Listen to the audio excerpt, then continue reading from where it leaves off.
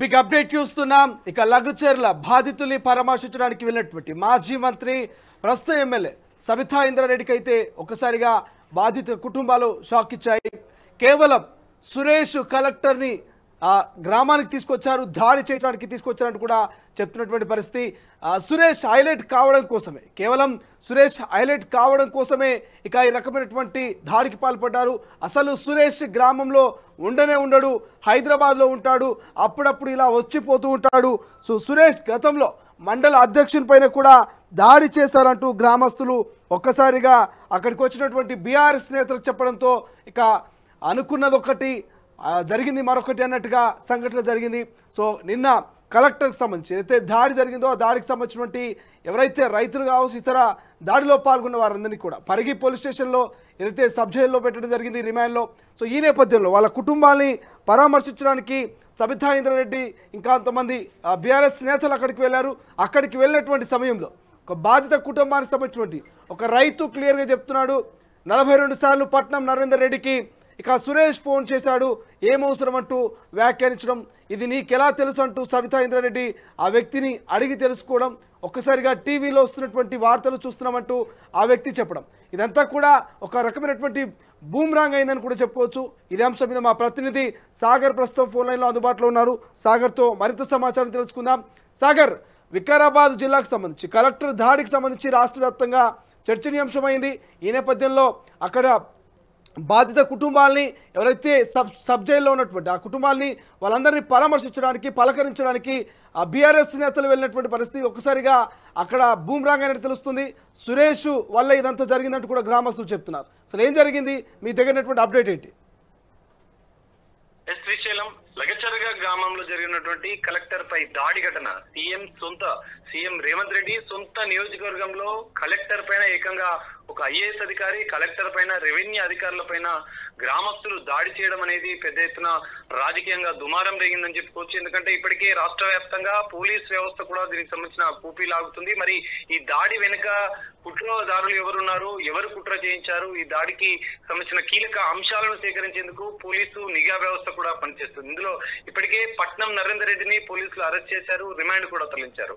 ఈ సందర్భంలో బీఆర్ఎస్ సంబంధించినటువంటి నాయకులు పెద్ద ఎత్తున ఆ బాధితులను కలిసి వారిని పరామర్శించేందుకు వెళ్ళినారు. అందులో భాగంగానే నిన్న గురువారం రోజు బీఆర్ఎస్ ఎమ్మెల్యే మాజీ మంత్రి సబితా ఇంద్రారెడ్డి బాధితుల కుటుంబాలను పరామర్శించేందుకు వెళ్లారు. ఆమెకు ఊహించని షాక్ కలిగిందని చెప్పుకోవచ్చు. ఎందుకంటే సబ్ జైల్లో రిమాండ్ లో ఉన్న 16 మందిని పరామర్శించిన సబితా ఇంద్రారెడ్డి వారితో పాటు వారి కుటుంబ సభ్యులతో కూడా వారి కుటుంబ సభ్యులకు సంబంధించినటువంటి వారిని కూడా పరామర్శించే సందర్భంలో వారితో మాట్లాడారు. ఇందులో ఆ ఊర్లో ఉన్నటువంటి గొడవకు సంబంధించినటువంటి అంశాన్ని కుటుంబ సభ్యులతో ఆమె మాట్లాడుతున్న సందర్భంలో అసలు సురేషే ఇక్కడ కీలకంగా ఉన్నటువంటి కలెక్టర్ పైన దాడికి పాల్పడ్డ సురేష్ అనేటువంటి కీలకంగా ఉన్నటువంటి వ్యక్తి అనేది కలెక్టర్ దగ్గరికి అనేక సార్లు వెళ్లారు, తమ ఊరికి రావాలంటూ విజ్ఞప్తి చేశాడు, కోరాడు. ఈ సందర్భంలోనే అయితే గతంలో గ్రామస్తులు సబితా ఇంద్రారెడ్డికి చెప్పిన సందర్భంలో గతంలో కాంగ్రెస్ సంబంధించినటువంటి ఓ మండల స్థాయికి సంబంధించినటువంటి నేత పైన కూడా అటాక్ జరిగింది, దాడి చేశారు. అంటే పెద్ద ఎత్తున ఆగ్రహంతో ఉన్నారు ఆ అంశంలో.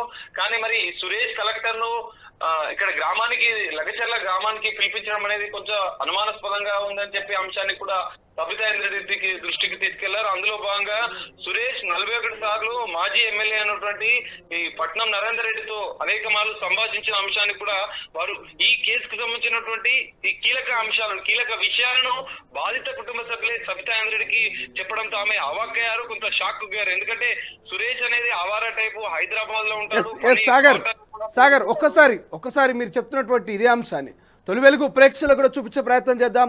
స్క్రీన్ మీద సబితా ఇంద్రారెడ్డితో ఆ వ్యక్తిని మాట్లాడినటువంటి ఆ వీడియో బయట ఒకసారి ప్లే చేద్దాం, అనంతరం తిరిగి మళ్ళీ మాట్లాడదాం. మేడం ఇప్పుడు ఊరు కంపైంది. ఈయన సురేష్ అనే వ్యక్తి 42 సార్లు ఫోన్ చేసాడు. ఆయనకు పని చేయకూడదు. సురేష్కు టీవీలో చూడగా మేము 42 సార్లు ఆయన హైలైట్ గారికి మేడం సురేష్ హైలైట్ గారికి చెప్పిండాము. కానీ ఆయన చేసిండు. కానీ ఇప్పుడు ఈ బకెట్ వాళ్ళది కష్టం. సురేష్ హైదరాబాద్ ఉంటాడు ఎక్కువ,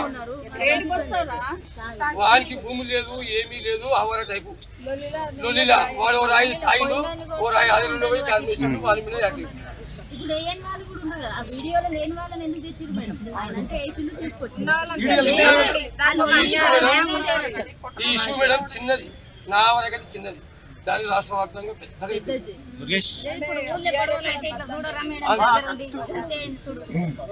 ఆయన డ్యూటీ పోయి వచ్చి ఆయన మీకైతే వీళ్ళ బావ చేసి దాడి అర్థం కాదు మేడం. ఇప్పుడు ఊరు కంపైంది, ఈయన సురేష్ అనే వ్యక్తి 42 సార్లు ఫోన్ చేసి ఆయనకు పని చేయకూడదు. సురేష్కు టీవీలో చూడగా మేము 42 సార్లు ఆయన మేడం, ఆయన హైలైట్ గారికి మేడం సురేష్ చూడంగా హైలైట్ గారికి పోయి చెప్పిండాము కానీ ఆయన చేసిండు. కానీ ఇప్పుడు ఈ బకెట్ వాళ్ళది కష్టమైంది. సురేష్ హైదరాబాద్ ఉంటాడు ఎక్కువ, వానికి భూమి లేదు ఏమీ లేదు, అవర టైపు లొల్లిలా వాడు ఓ రాయి తాయిండు, ఓ రాయి అది పోయి కాల్మేసిండు, వాని మీద యాక్టివ్. ఇప్పుడు లేని వాళ్ళు కూడా ఉన్నారు కదా, ఆ వీడియోలో లేని వాళ్ళని ఎందుకు తెచ్చిరు మేడం? ఆయన అంటే ఏపీలో తీసుకొచ్చి ఈ ఇష్యూ మేడం చిన్నది, నా వరకైతే చిన్నది, దాని రాష్ట్ర వ్యాప్తంగా పెద్దగా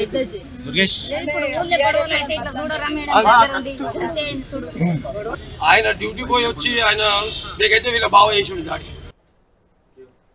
ఎస్, ఒక్కసారిగా అక్కడ ఉన్నటువంటి బాధితులు మాట్లాడినటువంటి ఆ మాటల్ని, ఆ వీడియో బయటని తొలి వెలుగు ప్రేక్షకులకు అందరూ కూడా చూపించే ప్రయత్నం చేశాం. సో సాగర్ ఆ క్లియర్గా చెప్తున్నాడు, కేవలం సురేష్ అనే వ్యక్తి ఆవారగా తిరుగుతుంటాడు, అతనికి భూమి లేదు ఏం లేదు, హైలైట్ కావడానికే ఈ రకమైనటువంటి ఆ దాడికి పాల్పడ్డాడు. కేవలం ఇక్కడితో వదిలిపోయేటువంటి ఇష్యూని రాష్ట్ర వ్యాప్తంగా పెద్ద ఇష్యూ చేశారు, నా దృష్టిలో చిన్న ఇష్యూ అంటూ కూడా అక్కడ చెప్తున్నటువంటి పరిస్థితి మనం చూసాం. సో ఏమనిపిస్తుంది మీకు చూస్తుంటే? ఖచ్చితంగా సురేష్ అనే వ్యక్తి నిందితుడు కీలకంగా ఈ ఇష్యూలో, ఈ దాడిలో ఖచ్చితంగా కీలకంగా వివరించినట్లుగా గ్రామస్తులే అక్కడికి వచ్చినటువంటి సబితా ఇంద్రెడ్డితో చెప్తున్నారు.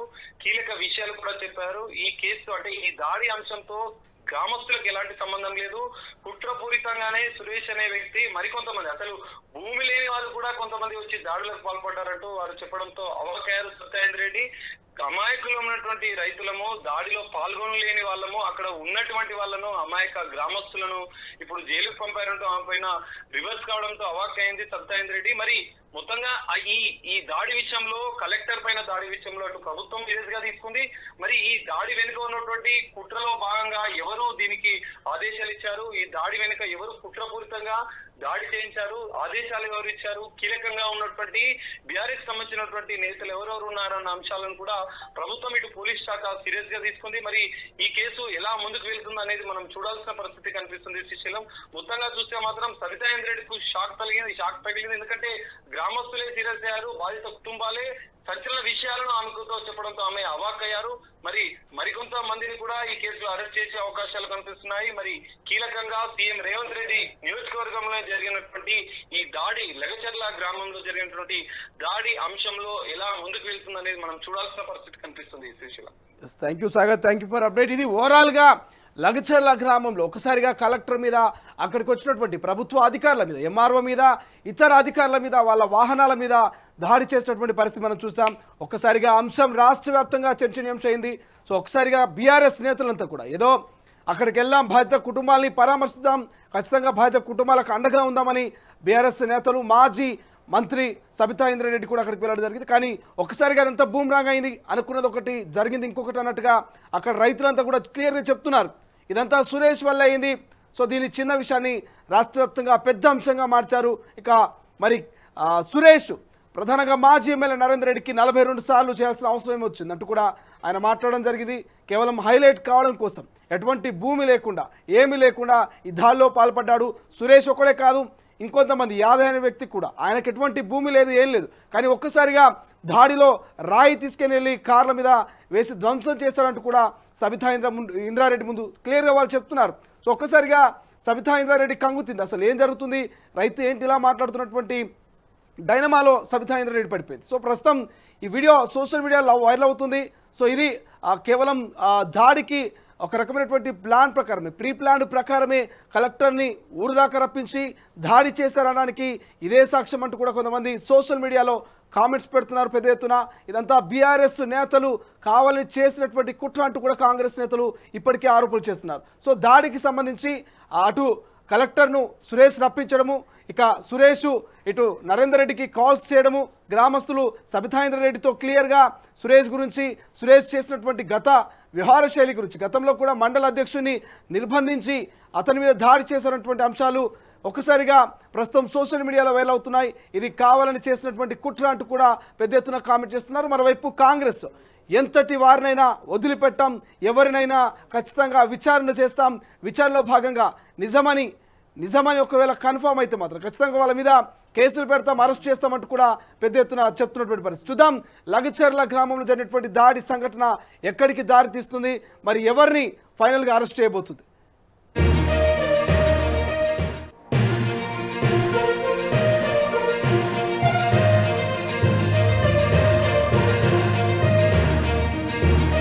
కాదు మేడం, ఇప్పుడు ఊరు చంపైంది ఈయన సురేష్ అనే వ్యక్తి 42 సార్లు ఫోన్ చేసి ఆయనకు పని చేయకూడదు.